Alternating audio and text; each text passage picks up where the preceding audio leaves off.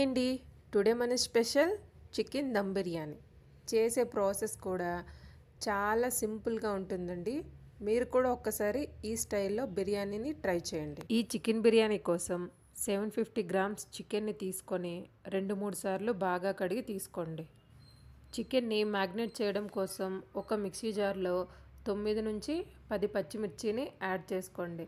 ఇప్పుడు ఇందులోనే శుభ్రంగా కడిగిన ఒక గుప్పుడు పుదీనాని, ఒక పిడికెడు కొత్తిమీరని యాడ్ చేసుకోండి. ఇప్పుడు వీటిని ఈ చూపిస్తున్న కన్సిస్టెన్సీలో మిక్సీ పట్టి పక్కన పెట్టుకోండి. ఇప్పుడు మనం చికెన్లోకి మిక్సీ పట్టుకున్న ఈ పేస్ట్ని యాడ్ చేసుకోవాలి. ఇప్పుడు ఇందులోనే మనం 1 టేబుల్ స్పూన్ పసుపు, 1.5 table spoon salt, 1 table spoon కారం, 1 టేబుల్ స్పూన్ గరం మసాలా, అలాగే అరకప్పు పెరుగును కూడా యాడ్ చేసుకోవాలి. ఇప్పుడు ఇందులోనే ఒక హాఫ్ లెమన్ కూడా యాడ్ చేసుకోండి. అలాగే ఫ్రెష్గా చేసుకున్న 2 టేబుల్ స్పూన్ల అల్లం వెల్లుల్లి పేస్ట్ని యాడ్ చేసుకోండి. ఇప్పుడు మనం ఈ మసాలా అనేది అన్ని చికెన్ పీసెస్కి బాగా పట్టే విధంగా మనం వీటిని బాగా కలుపుకోవాలి. ఇలా బాగా కలుపుకున్నాక ఈ చికెన్ని ఒక అరగంట పాటు ఫ్రిడ్జ్లో పెట్టుకోండి. ఇప్పుడు ఒక గిన్నెని తీసుకొని అందులోకి ఒక 2 పెద్ద గ్లాసుల బాస్మతి బియ్యాన్ని యాడ్ చేసుకోండి. ఈ బియ్యాన్ని 1 లేదా 2 సార్లు బాగా కడిగి తీసుకోండి. ఇప్పుడు మనం ఈ బాగా కడిగిపెట్టిన ఈ బియ్యంలోకి ఒక గ్లాస్ రైస్కి 2 గ్లాస్ వాటర్ అనేది యాడ్ చేసుకోవాలి. ఇప్పుడు ఇందులోనే మనం ఈ చూపిస్తున్న హోల్ బిర్యానీ స్పైసెస్ అన్నిటినీ యాడ్ చేసుకోండి. ఇందులోనే కొంచెం సాల్ట్ని కూడా యాడ్ చేసుకోవాలి. అలాగే 2 పొడవుగా కట్ చేసి పెట్టుకున్న పచ్చిమిర్చిని యాడ్ చేసుకొని ఇందులోనే ఒక 2 టేబుల్ స్పూన్ల నెయ్యిని కూడా యాడ్ చేసుకోవాలి. ఇలా అన్నీ యాడ్ చేసుకున్న తర్వాత ఈ రైస్ని ఒక అరగంట పాటు పక్కన పెట్టుకోండి. ఇప్పుడు మీడియం సైజులో ఉండే 3 ఉల్లిపాయల్ని తీసుకోండి.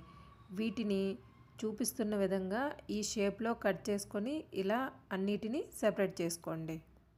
ఆనియన్స్ని ఫ్రై చేసుకోవడం కోసం మనం స్టవ్ ఆన్ చేసి స్టవ్ పైన ప్యాన్ పెట్టి అందులో ఆయిల్ కొంచెం ఎక్కువగానే యాడ్ చేసుకోవాలి. ఆయిల్ కొంచెం హీట్ అయ్యాక ముందుగా కట్ చేసి పెట్టుకున్న ఈ ఆనియన్స్ని యాడ్ చేసుకోండి.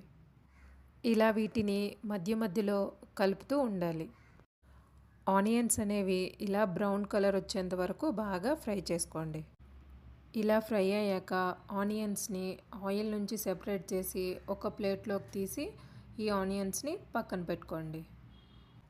ఇప్పుడు మనం ఆనియన్స్ని ఫ్రై చేసుకున్న ఇదే ప్యాన్లో కొంచెం ఆయిల్ని తీసేసి అందులోనే 1 ఇంచు దాల్చిన చెక్క, 3 లవంగాలు, జాపత్రి, ఒక 2 బిర్యానీ ఆకులు, 2 మరాఠీ మొగ్గ, ఒక బిర్యానీ పువ్వు, అలాగే ఒక 4 లవంగాలు, ఒక 5 మిరియాలు, కొంచెం జీలకర్రను కూడా యాడ్ చేసుకోండి. ఇప్పుడు వీటిని కాసేపు కలుపుతూ ఫ్రై చేసుకోవాలి. ఇవి కొంచెం ఫ్రై అయ్యాక ఇందులో మనం ముందుగా మ్యాగ్నేట్ చేసి పెట్టుకున్న చికెన్ని యాడ్ చేసుకోవాలి.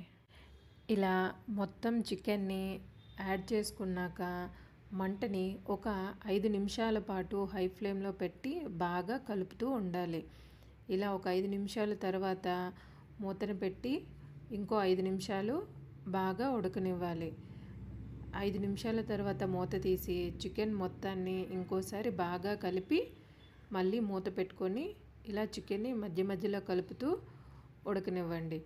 ఇలా చికెన్ ఉడికాక ఇలా ఆయిల్ సెపరేట్ అయ్యేటప్పుడు ఇందులోనే మనం ముందుగా ఫ్రై చేసి పెట్టుకున్న ఫ్రైడ్ ఆనియన్స్ని యాడ్ చేసుకోండి.